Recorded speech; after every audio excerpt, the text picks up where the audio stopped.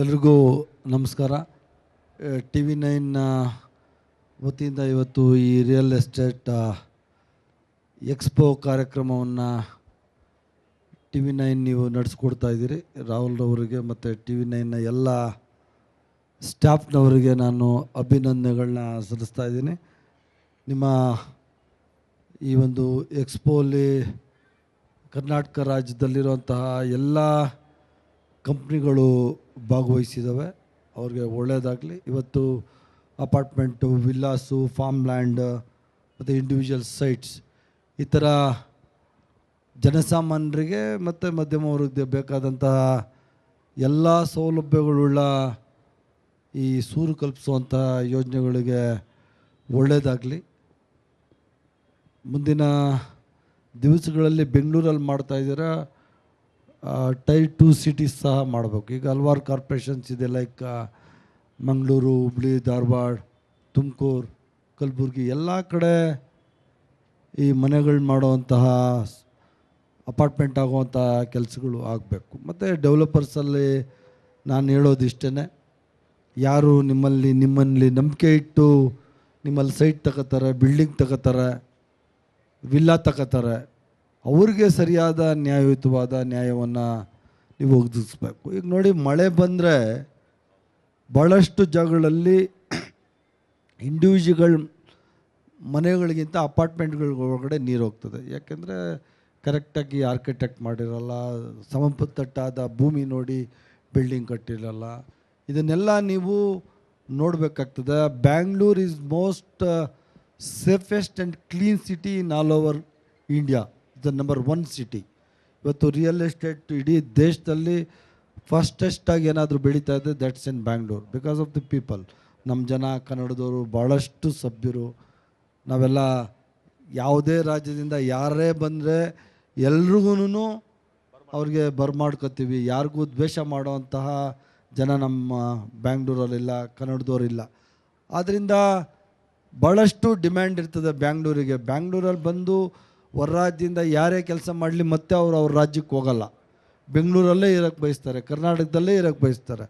ಅಂಥ ವಾತಾವರಣ ನಮ್ಮ ಕರ್ನಾಟಕದ ಜನತೆ ಕಲ್ಪಿಸಿಕೊಟ್ಟಿದೆ. ಅದೇ ಪ್ರಕಾರ ಇನ್ಫ್ರಾಸ್ಟ್ರಕ್ಚರ್ ಸಹ ರೆಡಿ ಆಗಬೇಕು. ಇನ್ಫ್ರಾಸ್ಟ್ರಕ್ಚರ್ ಮಾಡೋದು ಸರ್ಕಾರದ ಕೆಲಸ, ಗೌರ್ಮೆಂಟ್ ಕೆಲಸ. ಅದ್ರ ಜೊತೆಯಲ್ಲಿ ಪ್ರೈವೇಟ್ ಡೆವಲಪರ್ಸ್ ಯಾರಿದ್ದೀರಿ, ನೀವು ಕರೆಕ್ಟಾಗಿ ಪ್ಲ್ಯಾನ್ಡಾಗಿ ನಿಮ್ಮ ಪ್ರಾಜೆಕ್ಟ್ಸ್ ಮಾಡಿದ್ರೆ ಮುಂದಿನ ದಿವಸಗಳಲ್ಲಿ ಯಾವುದೇ ಸಮಸ್ಯೆಗಳು, ಎಂಥ ಮಳೆ ಬಂದರೆ ಎಂಥ ಏನೇ ಆಗಲಿ ಸಮಸ್ಯೆಗಳಾಗಲ್ಲ ಅಂತ ನಾನು ಹೇಳಲಿಕ್ಕೆ ಬಯಸ್ತೀನಿ. ಮತ್ತು ನಾನು ಮನೆ ಕಟ್ಟೋದಕ್ಕಿಂತ I am also a builder. ನಾವು ಸುಮಾರು 45 ವರ್ಷದಿಂದ, ನನಗೆ 5 ವರ್ಷ ನಮ್ಮ ಮನೇಲಿ ನಾವು ಲೇಔಟ್ಸ್ಗಳು ಮಾಡೋರು. ನಮ್ಮ ಮನೆಯಲ್ಲ 10 ರೂಪಾಯಿ ಮಾರಿದ್ದಾರೆ, ಈಗ ಅದು 20,000 ಒಂದು ಸ್ಕ್ವೇರ್ ಫೀಟ್ಗೆ. We are sold about 10 rupees per square feet. Now the present value of the site is per square feet is 20,000. We sold at that time 1970s 80s.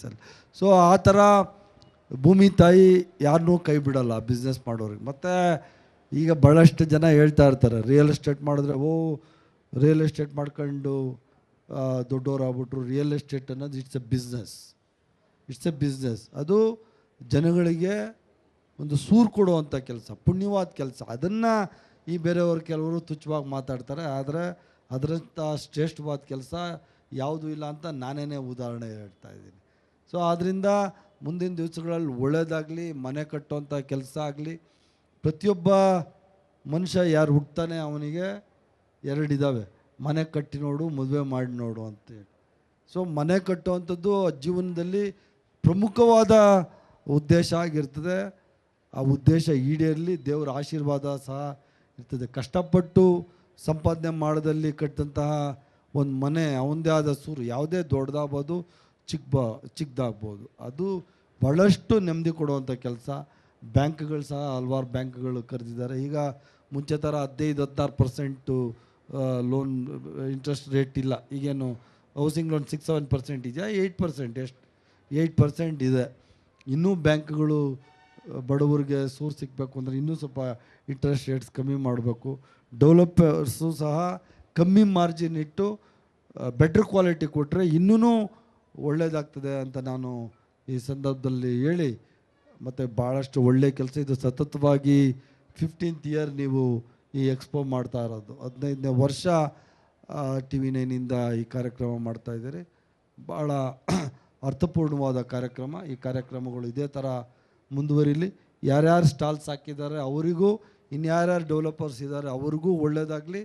ಮತ್ತು ನಿಮ್ಮನ್ನು ನಂಬಿಕೆ ಇಟ್ಟು ಯಾರ್ಯಾರು ನಮ್ಮ ಕರ್ನಾಟಕದ ಜನತೆ ನಿಮ್ಮ ಹತ್ರ ಸೈಟ್ಸು, ಈ ಅಪಾರ್ಟ್ಮೆಂಟು, ವಿಲ್ಲಾ ತಗೋತಾರೆ, ಅವ್ರಿಗೂ ನೀವು ಒಳ್ಳೆಯದು ಆಗುವಂಥ ಕೆಲಸ ಮಾಡಿ ಎಲ್ರಿಗೂ ಒಳ್ಳೆಯದಾಗಲಿ ಅಂತೇಳಿ ನಾನು ಮಾತು ಮುಗಿಸ್ತೀನಿ. ಜೈ ಹಿಂದ್, ಜೈ ಕರ್ನಾಟಕ. ಧನ್ಯವಾದ ಸರ್.